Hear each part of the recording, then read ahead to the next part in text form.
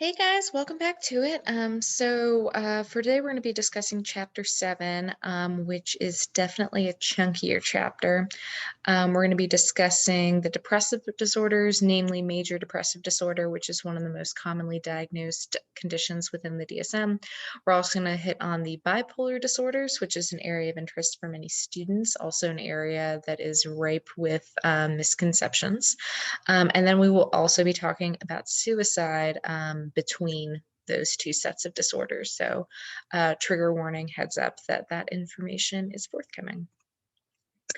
Okay, so before we get into the disorders themselves, let's talk about emotions. So, per usual, we're going to kind of lay the groundwork, so to speak, in terms of talking about the base kind of element, I guess, that is relating to the disorders later on in the chapter. So today, broadly speaking, what we're talking about is emotions. Now, this isn't the first time that we've discussed emotions in this class. We've already gone over anxiety, which kind of has its roots in fear and disgust type of emotional reactions. But today, we're talking more so about specifically sadness and joy, or more specifically, sadness and joy that have gotten to a diagnosable clinical type of level. So, first and foremost, as far as emotions go, I do want to point out that there is no such thing as a diseased or disordered emotion by nature, meaning that there is nothing inherently bad about sadness, fear, disgust, anger, in the same way that there's nothing inherently bad about joy. It just so happens that we have more emotional experiences, I would say, that have more of a negative valence to them. And so we tend to kind of focus on those emotions as being negative in nature. But ultimately, there's nothing disordered or diseased about any emotion. It's just that some are more unpleasant than others. And in fact, all of our emotions have an adaptive nature or quality to them, meaning that all of our emotions mean something and that they're all ultimately important at the end of the day. Interestingly enough, though sadness and joy are often thought of as being opposites, and those are kind of the focal points of today, they basically mean the same thing from an adaptive point of view. Both basically indicate that there's something or someone that is important to you or that you care about, and joy is having immediate access versus sadness is when there's some distance or loss there. So you feel joy when you're doing things you love, and you feel sad when you are kept away from things and people that you love. Fear and disgust, which relate more so to anxiety and some of the base emotions that we covered in talking about the OCRDs. These are emotions that are very kind of survival based in nature. And this makes sense given what we've talked about the behavioral theory of anxiety, that very much of that theory stems from anxiety in response to survival and threatening types of situations. And so those emotions are important because they're alerting us to something in the vicinity that could be threatening. Anger is a helpful emotion in terms of alerting us to boundary violations. So we typically get angry when someone has kind of crossed us, so to speak, or violated a value or rule of ours. And so anger is really important because without it, we would likely be walked all over. And so, interestingly enough, the Disney Pixar movie Inside Out actually got it pretty correct in terms of identifying all of our core emotions.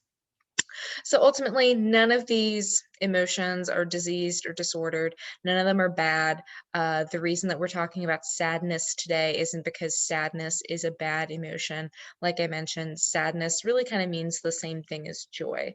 The reason that we're talking about sadness today, and the same reason that we're talking about joy today, is that because any emotion becomes diagnosable when it begins to interfere with daily life, when it becomes distressing or impairing. It's not because, again, any emotion is inherently good or bad. And so ultimately, normal, typical sadness or joy exists closer to the center of the mood spectrum. So if you're looking at this graphic on the side of the screen, normal, healthy sadness and joy would be closer to kind of the green, yellowy types of colors, versus severe joy, which we refer to as mania, is on the red side of this graph, and severe sadness, which we refer to as depression, is on the blue side of the graph. And again, we're concerned with those emotions in the same way we're concerned with anxiety, because we are dealing with a base emotion that has become unmanageable and impairing. So, the major depressive episode is the first clinical concept that I want to introduce to you guys. But I do want to point out that the major depressive episode is not diagnosable in and of itself. So, in that way, it's very similar to the panic attacks that we talked about in chapter 4. So, we're defining what a major depressive episode is because it is a building block of additional diagnoses. But again, we would not diagnose a major depressive episode by itself. So the criteria are pretty straightforward. We're looking for 5 or more depressive symptoms, which are on the right side of the screen. These include dysphoria, which is a clinical term for sadness, anhedonia, which is a clinical term for when someone has lost interest in something that is typically pleasurable. So someone who enjoys running or painting or playing video games and just can't really bring themselves to engage in that hobby anymore. You'll notice that there are asterisks next to dysphoria and anhedonia. This is because while a person needs 5 of these 9 symptoms collectively, that at least one of those symptoms must be either dysphoria or anhedonia. These are referred to as critical symptoms, meaning that we need to see at least one of the two in addition to at least 4 more. The additional symptoms are things like significant weight loss or gain or appetite change, insomnia or hypersomnia, which means sleeping too little or too much, psychomotor agitation, as well as psychomotor retardation. These terms refer to a person who is kind of excessively keyed up and in like a go, go, go type of mood, versus psychomotor retardation as a person who is kind of very lethargic and slowed down. So you'll see with those 3 symptoms that we've kind of got opposite ends of the spectrum. We've got loss, gain, too much, too little, sped up versus slowed down. And so MDEs are kind of interesting in that people can kind of go in multiple directions, but ultimately we're dealing with extremes in terms of appetite, weight, sleep, and kind of motor excess or lack thereof. We may see fatigue, which is a unique symptom compared to sleepiness. So it's not quite the same as feeling sleepy. Rather, it's more a sense of being tired or low energy. And interestingly enough, fatigue can be associated with either sleeping too much or too little. We may see feelings of worthlessness, difficulty concentrating, which is an important one to acknowledge. Most of the time, when people hear that symptom, they automatically think of ADHD. Which is a disorder that we'll talk about later on this semester. But difficulty concentrating is not unique to ADHD. It's actually a pretty common symptom that you'll see across a number of diagnoses. And so I always like to point that out in terms of discussing MDEs, because as you guys will see when we get to major depressive disorder here in a little bit, MDD is one of the most commonly diagnosed conditions within the DSM. And difficulty concentrating, you're really going to see it more closely associated with depressive disorders and just the stress reaction in general compared to ADHD. Finally, we may see suicidal ideation. We'll discuss this topic more later on in the lecture, but for now, just know that suicidal ideation is simply thoughts of suicide, not necessarily urges or behaviors. Ultimately, these 5 or more symptoms has to last at least 2 weeks, although that's kind of a low mark for many people, and many major depressive episodes end up lasting several months, if not longer. A major depressive episode may be diagnosed during grief.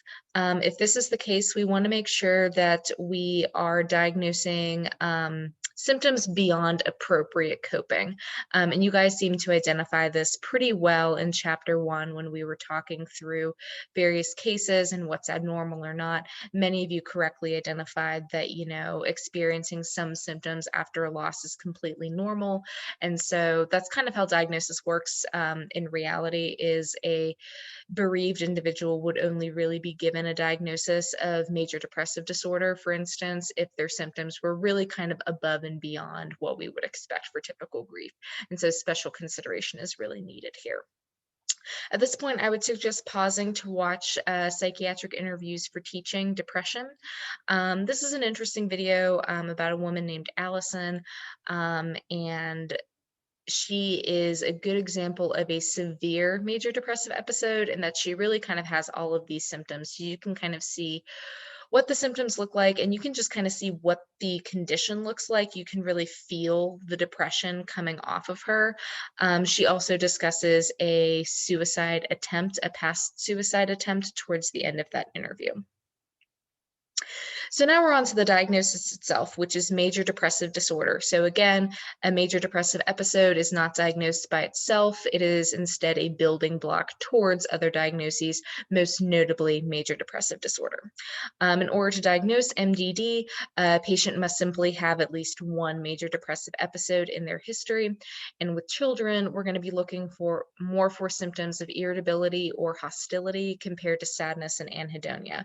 So that's a good example of a developmental trajectory, that term that we talked about earlier in the semester. In addition, there must be absolutely no history of a manic or hypomanic episode, and we'll discuss what those are later on. But at this point, you should be familiar from our introduction to emotion that those are going to be episodes on the other end of the spectrum. So in a way, the depressive disorders are unipolar depressive disorders, meaning that we're dealing with exclusively depression and not depression and mania. The prevalence of MDD is about 16% of adults. It's the most common psychiatric disorder in the United States, and it ranks fourth in terms of global, so universal disease burden. And disease burden is just kind of impact on quality of life, disability, things of that nature. In terms of who's at highest risk for major depression, we see females being diagnosed most frequently compared to males. Younger people, so you can see this graphic on the right side of the screen is depicting the rise in MDD among teens and millennials, so Gen Z and millennials. People with fewer resources are more likely to be diagnosed with major depressive disorder. So lower incomes, less education, jobs with less flexibility. And we also see this diagnosis more so among white folks compared to people of color. Diagnosis number 2 under the depressive disorder category is persistent depressive disorder, more frequently referred to as dysthymia. Dysthymia is a chronic state of depression, so we're actually looking for 2 or more years of consistent symptoms in adults or 1 or more years of consistent symptoms in children or teens, with an irritable mood being predominant over a sad type of mood. Ultimately, the person can be without symptoms for some chunks of time in that 2-year period, but not more than 2 months, meaning that the vast majority of those 2 years has been spent in that state of depression. Beyond that base mood state of either depression or irritability, depending on age, we're also looking for at least 2 additional symptoms, which include either a poor appetite or overeating, insomnia or hypersomnia, fatigue, poor concentration, and then 2 unique symptoms, low self-esteem or feelings of hopelessness. Again, because we're dealing with a unipolar depressive disorder, there can absolutely be no history of mania, hypomania, or cyclothymia. And cyclothymia is kind of like a bipolar version of dysthymia. It's another kind of very chronic condition, but it is kind of combining symptoms from both sides of the spectrum. And we'll talk about, again, mania and hypomania a little bit later on. Milder symptoms with dysthymia may delay treatment. So what that means is because major depression is so intense, it's like 5 symptoms all at once, that is more likely to trigger people to go seek out help, versus because dysthymia, it lasts so long and it's really only a few symptoms, people are more likely to live for a very long period of time with dysthymia. In my personal experience, it hasn't been uncommon for me to work with someone who's had dysthymia for like 3, 4, 5 years, even sometimes longer. So frequently takes a little bit more for a person to finally be done with these symptoms, so to speak, and seek out treatment. And the prevalence of dysthymia is about 6% of adults. There's actually the term double depression is kind of a colloquial term versus a formal term, but there is such a thing as double depression, which could be a label that's assigned to patients who are chronically dysthymic, but then have these major depressive episodes kind of interlaid on top.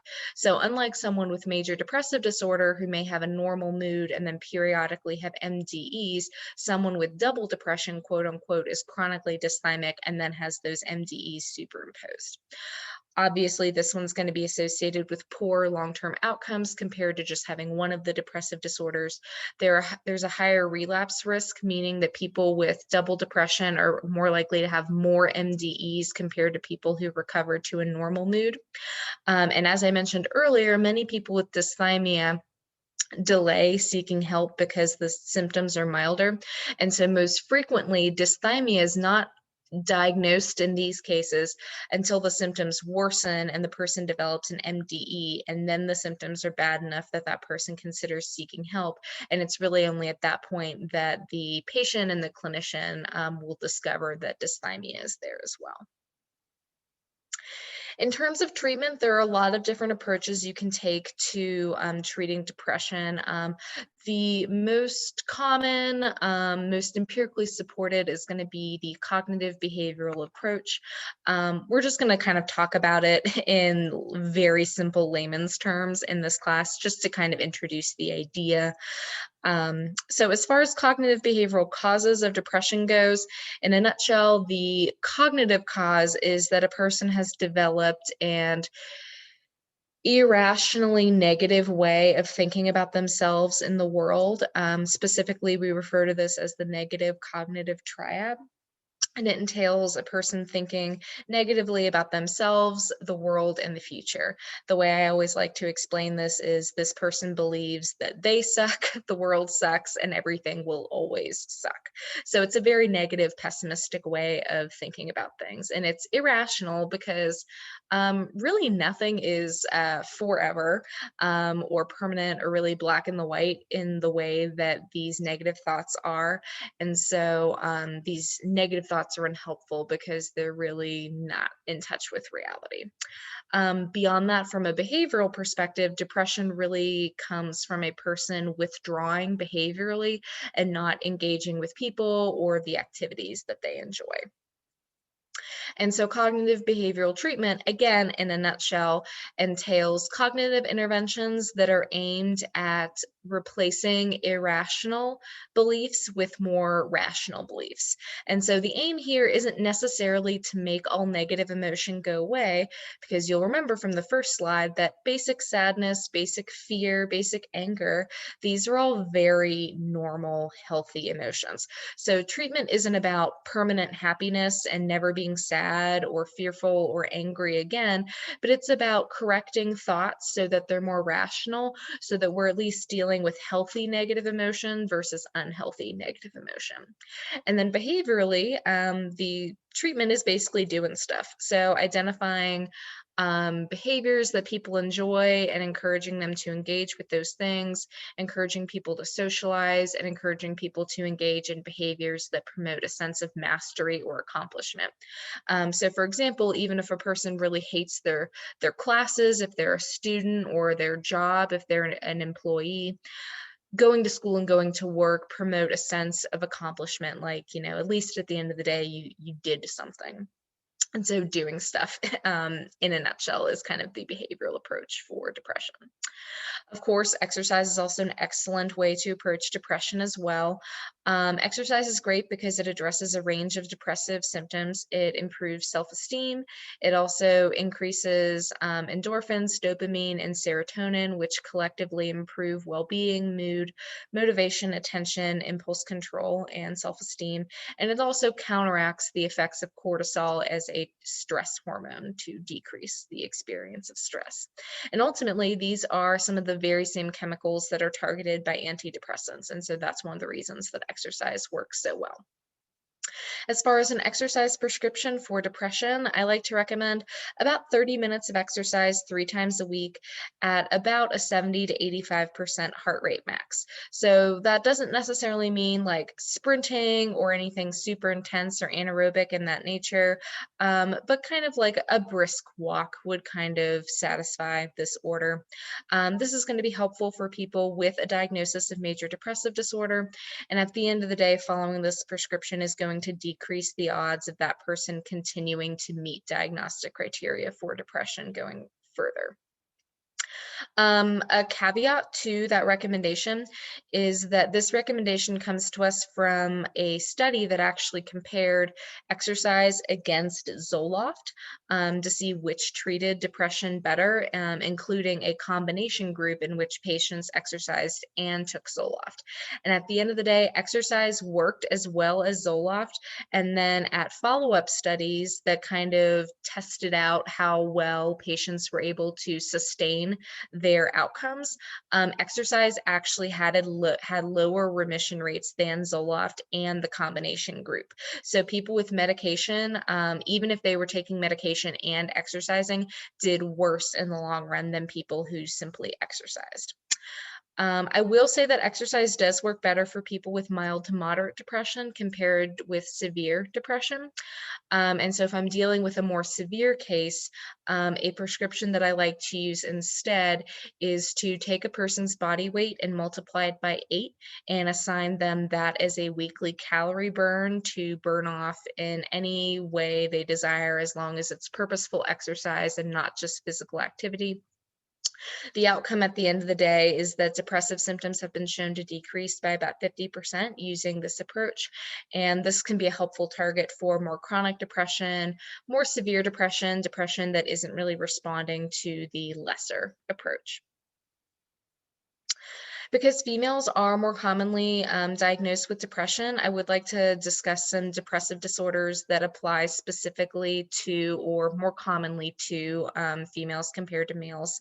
About 20% of females may be diagnosed with major depression versus the prevalence rate for males is about 10%. And interestingly enough, this is true across cultures. So this isn't a uniquely Western presentation, but is really a global presentation.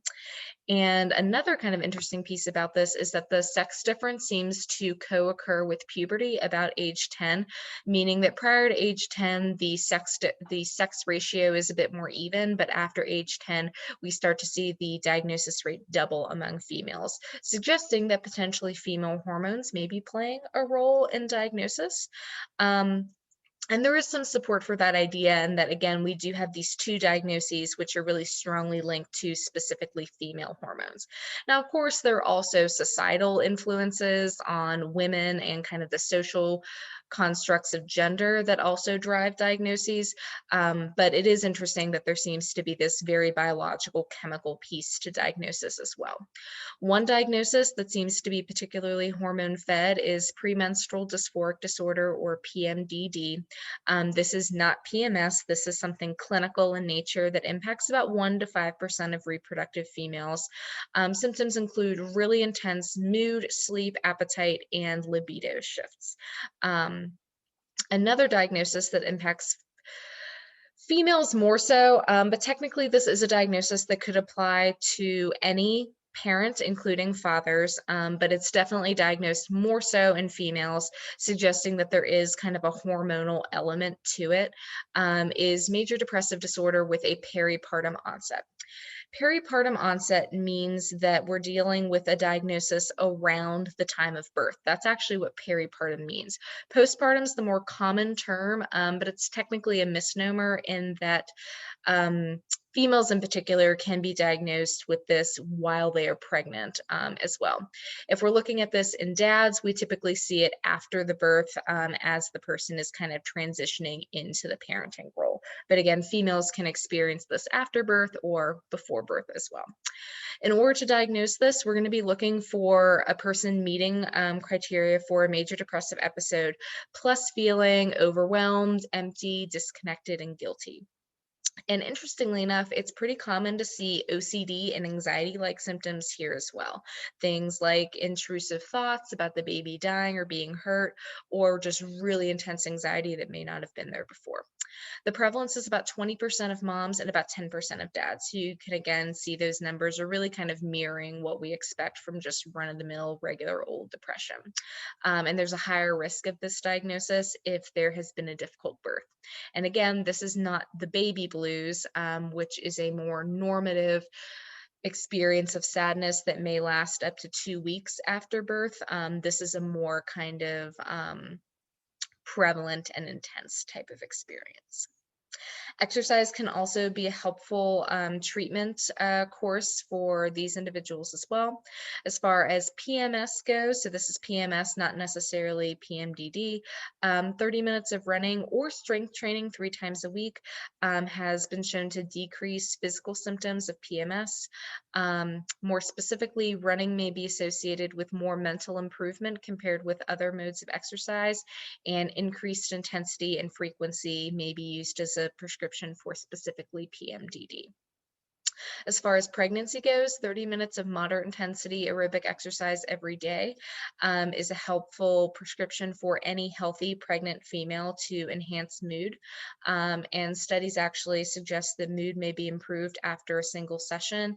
And bonus points is that this prescription can provide health benefits for baby as well.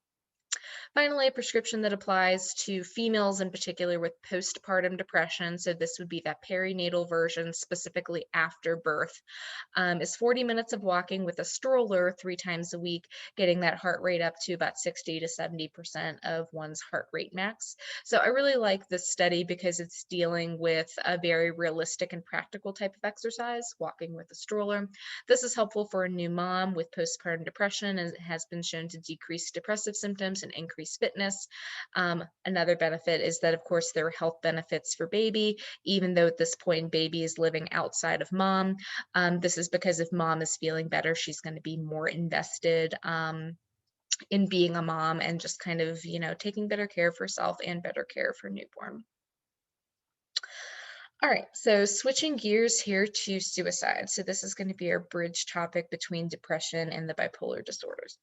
The first thing I want to point out is that while we are segueing into suicide from depression, I do just want to point out that not all suicidal behaviors and thoughts are associated with depression. They can be associated with the bipolar disorders, with eating disorders, with substance use disorders, really anything within the DSM. In fact, about 90% of people who make a suicide attempt have some diagnosable condition within the DSM. Suicide is the 10th leading cause of death within the United States and accounts for 50% of violent deaths worldwide, with the other 50% coming from accidents. There are several stages of suicide.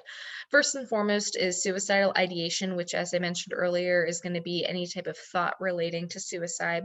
And these thoughts may be passive or active in nature. A passive suicidal thought is a thought like, wondering what it would be like to be dead, wondering what your funeral might look like, even envisioning yourself passively being killed, like being hit by a car or something like that. Active suicidal ideation are thoughts that consist more of what it would actually be like to kill oneself. Parasuicide and suicide attempts are suicidal behaviors. A parasuicide is a suicidal attempt that had a very low likelihood of being fatal from the get-go. So for example, one student that I was working with several years ago when I was working at one of the local high schools came into my office very upset during a lunch period, saying that they had a seafood allergy and that they had consumed like a single popcorn shrimp at lunch, and they considered this to be a suicide attempt. They weren't having an anaphylactic reaction. In reality, this had an extremely low likelihood of being fatal, and so this would fall more under the category of a parasuicide. It is important that you don't just discount parasuicides because of their low fatality rate. In fact, these are kind of a good thing in that a person is asking for help in a very safe way. And so it's important that we respond to parasuicides. A suicide attempt is going to be a behavior that had a higher likelihood of being fatal, but fortunately. And then a suicide death or completion would be someone who died by suicide. Risks, as I mentioned earlier, include mental illness. Young people and older adults are more likely to attempt and die by suicide. So the young would be those between 15 and 29 years old. Older adults would be those over the age of 65. While suicide is a more common cause of death for young people, simply because young people just don't die of that many things, more older adults die by suicide than any other age group. Males are more likely to die by suicide than females. Those with previous attempts have a 30 to 40 times increased risk of dying by suicide. Although making a suicide attempt does not mean that a person will later die by suicide. In fact, the vast majority of people who survive a suicide attempt do not go on to die by suicide, but that is one of the stronger predictors that we have. There are also suicidal clusters as well, in that socially sometimes we'll see clusters if there are suicidal tendencies within a friend group or something like that, including suicidal thoughts or behaviors or even attempts. You're more likely to kind of see that stuff cluster together. There are even family types of clusters as well, the Van Gogh and Hemingway families being two great examples. And circling back to my mentioning earlier about males dying more frequently, one of the main reasons that males die more commonly associated with suicide, it has to do a lot with the means that males choose compared to females. Males are more likely to opt for highly fatal methods like firearms, versus females are more likely to opt for less fatal methods, like cutting or attempted overdosing or poisoning. And so means are really important. That really is what drives that trend for males. It's not necessarily that females aren't suicidal at all, but females kind of do themselves a favor in terms of opting for less fatal means. In terms of prevention, so we're going to talk about a couple of different things that can be helpful as far as suicide goes. I'm going to try to prevent or present approaches that are more accessible to lay people, given that at this point you guys are going in a bunch of different directions career-wise, and some of you might not really get to a point where you're professionally intervening. And so we're going to talk about more kind of, again, layperson kind of interventions and prevention approaches. The first, of course, is going to be the National Suicide Prevention Lifeline. I talked about this a little bit earlier on in reviewing language with you guys, but this lifeline is really great. It's nationally available, so you can call it from any place in the United States and be connected with a trained crisis counselor. But what's great is that even though you're talking with crisis counselors and you may be in a more rural or remote setting, you're going to be talking with someone who's relatively local to your region, and that person is going to be informed about local resources. So if you were to call this number from Boone, you would likely be connected with someone maybe in the Charlotte or Raleigh area, but that person would be trained and informed as to what the resources are in Boone. So that's really nice. It's nationally available, but very locally relevant. They're also trained to send help immediately, so this could be a resource to call in a more acute or dangerous suicidal situation. Although if injury is imminent, the best number to dial in that situation is 911. This resource is really great in that it's anonymous, so you don't have to identify yourself if you don't want to. That's not going to prevent you from getting help. It's also a great resource for concerned loved ones as well. So even though today we're talking about suicide more, obviously, and I'm going to review like the counseling center information for you guys, if you were to find yourself in a situation where you were concerned about someone like 5 or 10 years from now and you forget this information, or you don't know what resources are in your area, you can call this line as a concerned loved one. There's also a text line, which is 741-741. So for folks who might not really prefer to talk over the phone, they can text as well with a trained crisis counselor, not just a robot. So that is kind of the big one. Two additional approaches that I always like to discuss are supervision and support, and then means restriction. So first up, one of the best things that you can do as a professional, as a parent, as a teacher, as just a roommate, a concerned loved one, is to provide supervision and support. The top graph on the left side of the screen shows the percentage of attempts and how that compares with the time between the first thought of suicide and the attempt. And by the first thought of suicide, I mean the first thought in a wave of urges that hits a person. And so you'll see that the vast majority of attempts happen within 10 minutes of that first thought and that kind of swelling of urge.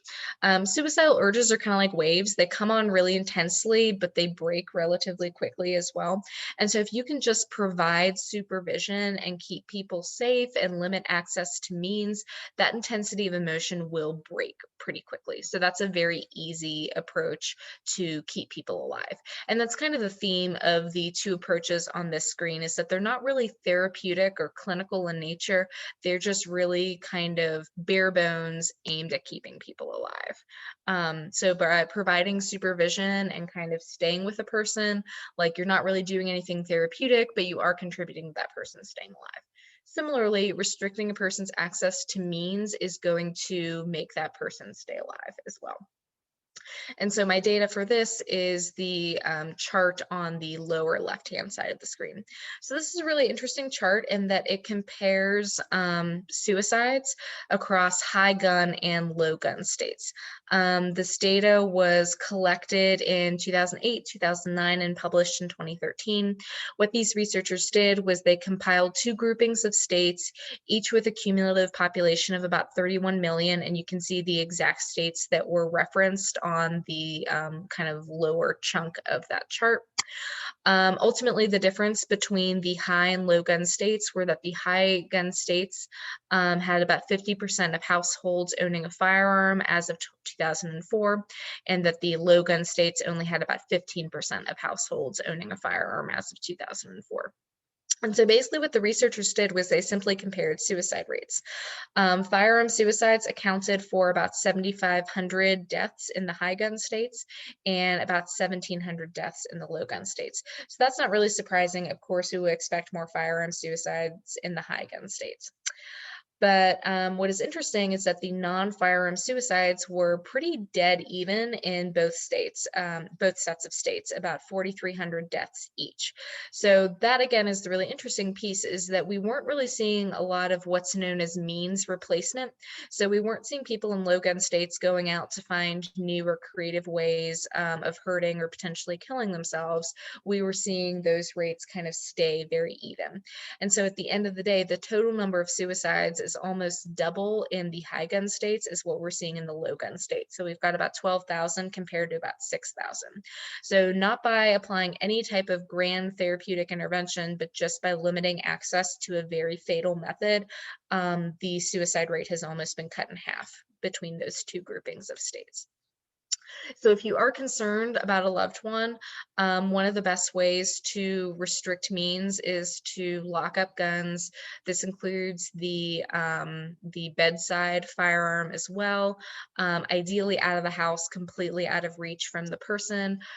Be aware with teenagers that I'm sure you guys in particular weren't teenagers that long ago, so you know that teenagers know more than you think they do. You would be surprised the number of times like that I've done interventions with high school students with parents who feel that their gun ownership is very safe and that the teen doesn't know where the guns are or what the combination to the lock is, but very frequently young people know more than you think they do. And so we ideally want to make sure that absolutely everything is out of the house, including the bedside firearm. Firearms could be stored at a trusted friend or family member's home, ideally one where the person doesn't have any access. If that is not an option, you can temporarily turn firearms over to police stations for safekeeping.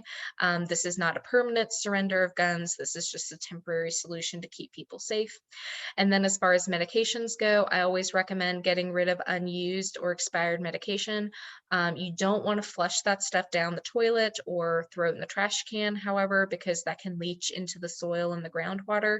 So instead, what you want to do is you can return medication to drugstores. A lot of people don't know that. You can return medication to police stations as well. You can also invest in lock boxes for medication that you're still using, but that could potentially be dangerous to someone who's thinking about suicide. Finally, it's important to be aware of social contagion. I touched on this a little bit in talking about language, and I've mentioned 13 Reasons Why in this class as a prototypic example. But copycat suicides can be relatively common in particular cases. We see them in the instance of celebrity suicides. If, a beloved celebrity dies in a particular way, we may see copycat suicides around that method or around anniversaries. We see increased copycat suicides when there's inappropriate media coverage of suicide details, including graphic depictions of methods. Um, we may also see an increased prevalence of copycat suicides if the deceased is portrayed as a martyr or a tragic, flawed hero who was a great person, but unfortunately succumbed to their inner demons.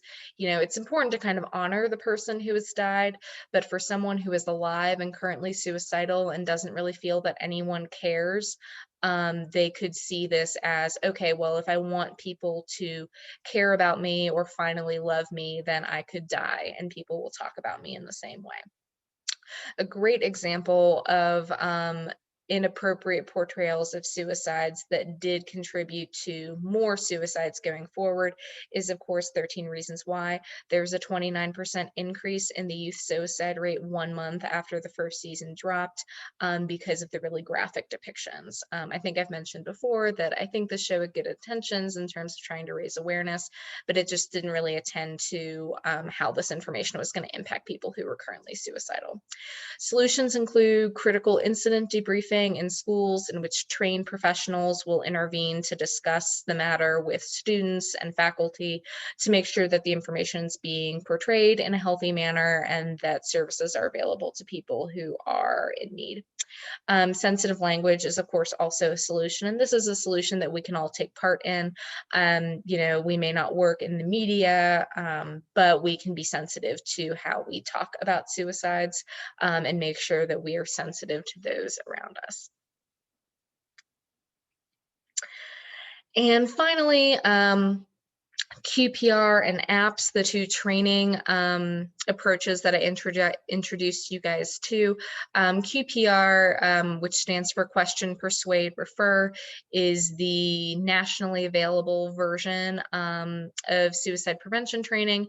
It's kind of like CPR, but for mental health. So the aim of this isn't to train people to treat suicide, it's to train people to intervene with those who are suicidal and hand them off to professional help quickly. Kind of in the same way that CPR isn't about you becoming a cardiothoracic surgeon, it's about administering acute intervention to keep a person alive before that person can be handed off to an EMT or a professional. And so again, the steps here are question, persuade, and refer. And then App State has its own version with APPS as kind of a cutesy acronym, which stands for Approach, Probe, Promote Hope, and Share Referrals. So you can see that the questions are kind of, or the stages are kind of similar in nature.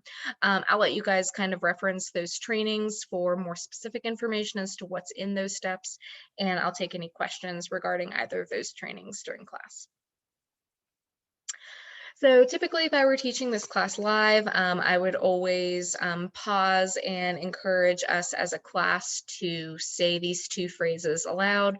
Are you thinking about killing yourself? And are you thinking about suicide? One of the reasons that I like to have students say this aloud is that if you were ever in a situation where you were asking a loved one about suicide, it's much easier to take this scary step if you've at least said the words first. I remember doing this in grad school that we kind of had to say it a couple times just as a class before kind of starting therapy because it is really scary the first time you're faced with suicide, and it can make it a little bit less scary if you've at least kind of uttered these questions before. So I would encourage you to practice a few times on your own.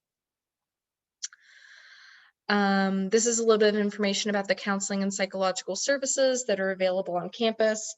In person, they're available on the first floor of the Miles Annis building, which is the same building that houses health services and the post office. Their phone number and hours of operation are available on the screen. Their initial consultation hours are Mondays through Fridays from 8:30 until 11 and from 1 to 4. These are their hours that they're basically available specifically for new folks versus their regular 8 to 5 hours are available for regular sessions. Their emergency services can be accessed by calling the same number that you would call to kind of get access to the office, which is 828-262-3180. And at that point, you would select the option to speak with a counselor on call. This provides after hours emergency coverage for urgent mental health concerns, which would include suicidal thoughts, sexual assault, and trauma. But as always, if you were in an acute emergency, you would dial 911. So this would be imminent concern about someone dying, whether they've already taken action or not. As of right now, the same hours, same numbers, everything holds true, but sessions are being conducted using Zoom Health versus going to the building itself. Okay, so on to our third and final topic for this massive lecture of ours today, shifting gears towards the bipolar disorders. So first, we're going to introduce these two new types of episodes, and then we'll discuss the disorders. So very similar to the formula that we used in discussing the depressive episodes and disorders. So up first, we have the manic episode. This is going to be an elevated, expansive, or irritable mood and increased energy. So this is basically someone who's very up, very energetic, occasionally someone who may be irritable. So we're looking for that mood in addition to 3 manic symptoms, which include grandiosity, which is kind of an exaggerated sense of self-importance. We may see a decreased need for sleep, which is different than insomnia. So insomnia is typically someone who can't sleep despite wanting to sleep versus someone with a decreased need for sleep just feels very energetic as if they don't need to sleep. We may see someone who's excessively talkative, who's experiencing racing fast thoughts, who's easily distracted. We may see goal-directed activity or psychomotor agitation. So this would be someone who's very keyed up. Goal-directed activity in particular is someone who's really kind of fixated on a project or something like that and is kind of directing all of their energy in that direction. You'll see a really good example of that later on in watching the video example of mania. You may also be seeing high-risk activities like unrestrained purchasing sprees or risky sexual behavior. Ultimately, mania is very, very draining in nature. And so we're really only looking for about a week of symptoms. And unlike the major depressive episode, very few manic episodes last longer than that. We're also going to be looking for distress or impairment that may include the person being hospitalized voluntarily or involuntarily. We may also see psychotic features, meaning that a person may develop delusions or hallucinations. The hypomanic episode is kind of like mild mania. So we're dealing with the same base mood lasting at least 4 days in this situation with the same symptoms as mania. Another difference here, in addition to the duration, is that the episode is not severe enough to cause marked impairment, meaning that the person cannot be hospitalized or experience psychosis. There also can be no impulsive acts or gross lapses in judgment. If any of these things happen, then we're likely dealing with mania instead. So basically, a hypomanic episode is kind of the same as a manic episode. I've highlighted the primary differences here in red, which again are namely the duration. So we're only dealing with 4 days, and the impairment. We're not dealing with any significant, really severe impairment here. And so the bipolar disorders are bipolar 1 and bipolar 2. Bipolar 1 is at least one manic episode. There may be other hypomanic or major depressive episodes present, but it's not necessary. So you may find that interesting in that we're dealing with bipolar here, which should mean both ends of the spectrum. So if we're dealing with both ends of the spectrum, why isn't a major depressive episode required? The answer is really that manic episodes are so severe. They're the most impairing of the 3 episodes.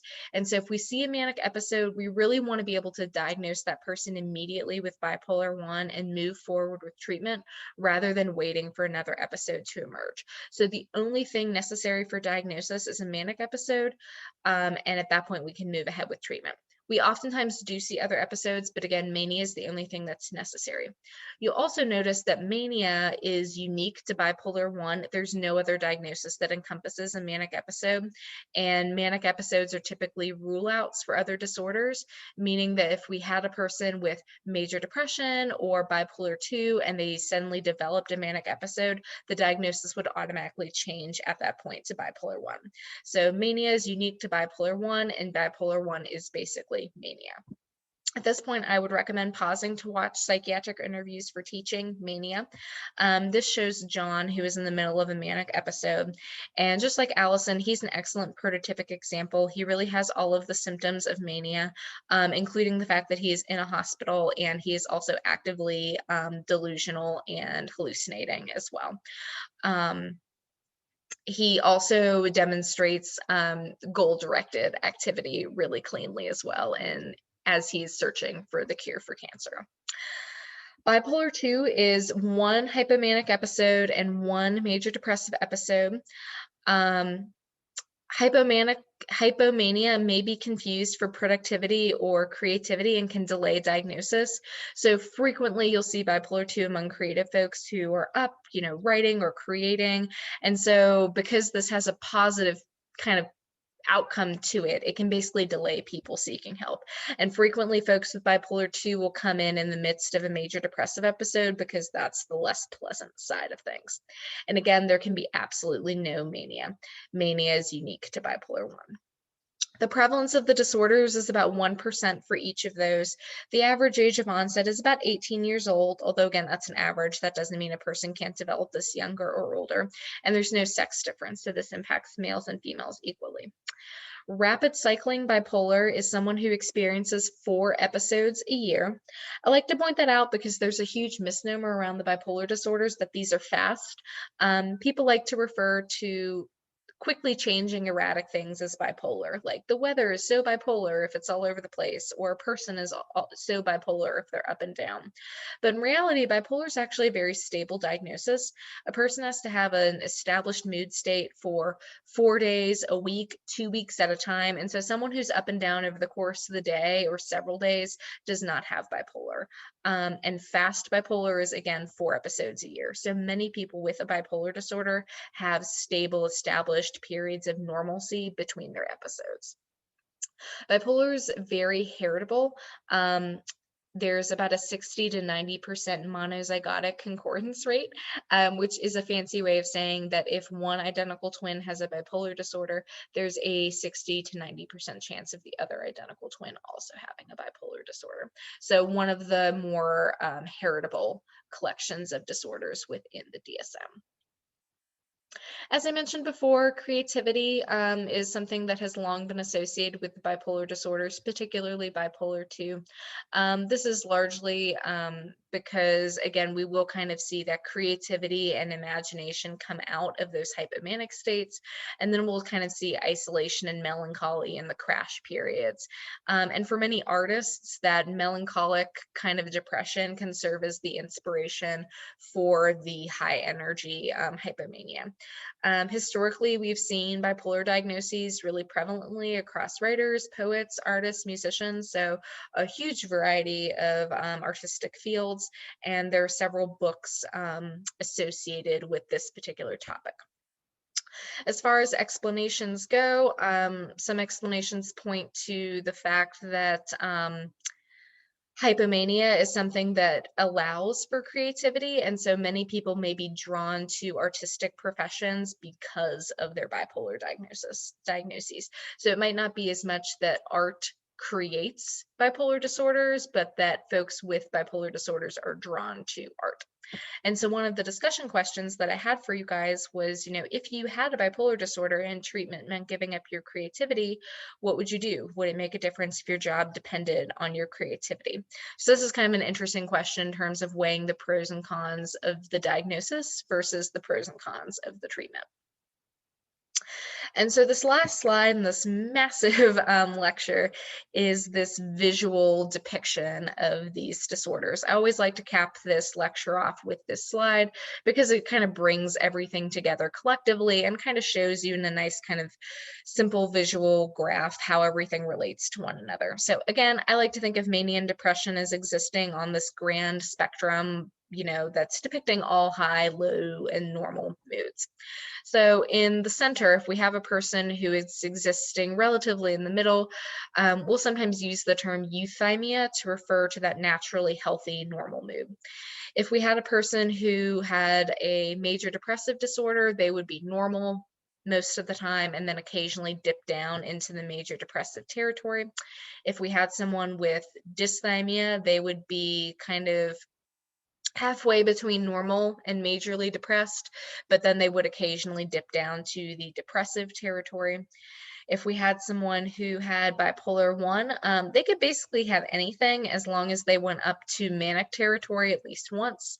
Someone with bipolar 2 would again could basically have anything as long as they did not go up to mania and as long as they went all the way down to major depression once and up to hypomania at least once. So a good way to test yourselves as to how well you understand each of these disorders would be like if you could draw this graph on a piece of paper and show me what euthymia looks like versus major depression versus dysthymia versus double depression versus bipolar 1 versus bipolar 2. Alrighty, so that is all that I have for y'all today. Thanks for joining me.